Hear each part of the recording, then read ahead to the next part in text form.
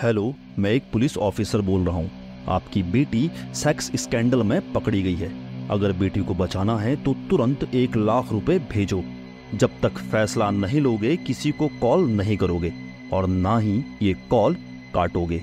जी हाँ, कुछ ऐसे ही शुरू होता है डिजिटल अरेस्ट, जिसमें फ्रॉड करने वाले आपके सोचने समझने की शक्ति पर इस तरह कंट्रोल कर लेते हैं कि उनकी बात के अलावा आपको कुछ और नहीं सूझता। इस तरह की फ्रॉड वीडियो कॉल में एक वर्दीधारी पुलिस अधिकारी भी दिखाई देता है, जिसकी हर एक बात मानने के लिए आप मजबूर हो जाते हैं ताकि आप अपने आप को या फिर अपने परिवार के किसी सदस्य को बचा सकें। हाल ही में उत्तर प्रदेश के आगरा में रहने वाली एक टीचर मालती वर्मा की साइबर ठगों ने जान ले ली।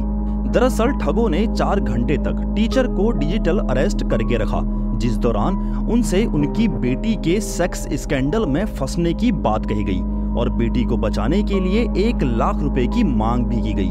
ठगों ने उन्हें इस तरह प्रताड़ित किया कि घबराहट से उनकी तबीयत बिगड़ गई और आखिरकार उनकी मौत हो गई। आगरा की इस घटना के बाद हर कोई जानना चाहता है कि आखिर ये डिजिटल अरेस्टिंग क्या है और साइबर ठग लोगों को सिर्फ एक कॉल से ही इतना मजबूर कैसे कर देते हैं कि लोग अपनी मेहनत की कमाई और अपनी जान तक यूं ही गवा बैठते हैं। आजकल देश में लगभग हर जगह से साइबर ठगी की वारदातें सामने आ रही हैं। डिजिटल अरेस्टिंग करने वाले ठग कई तरीकों को अपनाकर ठगी करते हैं, जिसमें बूढ़े, अनपढ़ और टेक्नोलॉजी को कम समझने वाले लोगों को ज्यादातर निशाना बनाया जा रहा है। ठगी से पहले ये लोग अपने शिकार की पूरी डिटेल निकालते हैं, जिससे उन्हें पता चलता है कि इस शख्स को कैसे ठगना है। सारी जानकारी निकालने के बाद डिजिटल अरेस्टिंग का असली खेल शुरू होता है। ठगी के इस खेल में सबसे पहले आपके पास किसी शख्स का कॉल आता है जो खुद को कोई पुलिस ऑफिसर या फिर किसी सरकारी एजेंसी जैसे IB, NIA, नार्कोटिक और ED का अधिकारी बताता है। इसके बाद वह आपको कोई शॉकिंग न्यूज देता है, जिसमें हो सकता है कि वह आपसे कहे कि आपके किसी परिजन को किसी केस में पकड़ लिया गया है और जल्द ही उसे जेल भेज दिया जाएगा। ये साइबर ठग इस काम में इतने माहिर हैं कि आप इनकी बातों पर विश्वास कर लोगे। अब केस को रफा दफा करने के लिए वह आपसे रिश्वत के रूप में पैसों की मांग करेगा। इस दौरान वह आपसे लगातार कनेक्टेड रहने की कोशिश करता रहेगा।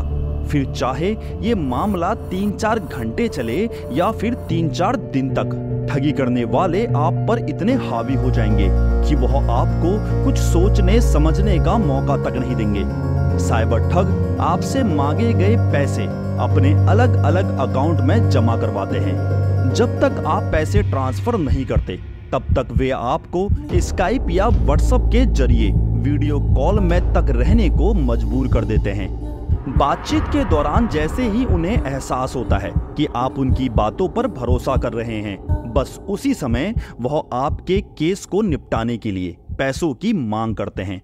अब बात करते हैं डिजिटल अरेस्टिंग और साइबर ठगी से बचाव के तरीकों की। अगर आप भी कभी डिजिटल अरेस्ट जैसी सिचुएशन में फंस जाएं, तो एक बात ध्यान में रखिए कि पुलिस या कोई भी एजेंसी कभी भी डिजिटल अरेस्ट नहीं करती है। वह आपको पहले नोटिस भेजेंगे और पूछताछ के लिए रजिस्टर्ड ऑफिस में बुलाएंगे। केस को निपटाने के लिए पुलिस कभी भी आपसे संपर्क नहीं करती है। इसलिए अगर कोई आपसे पैसों की मांग करे तो समझ जाइए कि दाल में कुछ काला है। व्हाट्सएप और फोन पर आ रहे +92 कोड वाले नंबर को इग्नोर करें, क्योंकि +92 पाकिस्तान का कोड है। अगर आपको किसी भी तरीके की ठगी का एहसास हो रहा है तो तुरंत अपने परिजनों को या पुलिस को इसकी सूचना दीजिए। आप 1930 नंबर पर कॉल करके या cybercrime.gov.in वेबसाइट पर जाकर भी अपनी शिकायत दर्ज कर सकते हैं। और याद रहे कि किसी भी अनजान लिंक पर गलती से भी क्लिक ना करें और किसी भी कीमत पर अपने मोबाइल पर आए OTP या अपने कार्ड की डिटेल किसी को भी ना बताएं। अनजान नंबरों को फोन पर एंटरटेन ना करें, क्योंकि AI की मदद से फ्रॉड करने वाले किसी अधिकारी की वीडियो या आपके किसी करीबी की वीडियो और ऑडियो आपको सुना सकते हैं। ऐसी किसी भी सिचुएशन में तुरंत पुलिस को इसकी सूचना दें। तो दोस्तों, हिंदुलॉजी फैक्ट द्वारा दी गई ये जानकारी आपको कैसी लगी, कमेंट करके जरूर बताइए और इस वीडियो को ज्यादा से ज्यादा शेयर करें ताकि साइबर ठगी और डिजिटल अरेस्टिंग जैसे फ्रॉड से लोग बच सकें।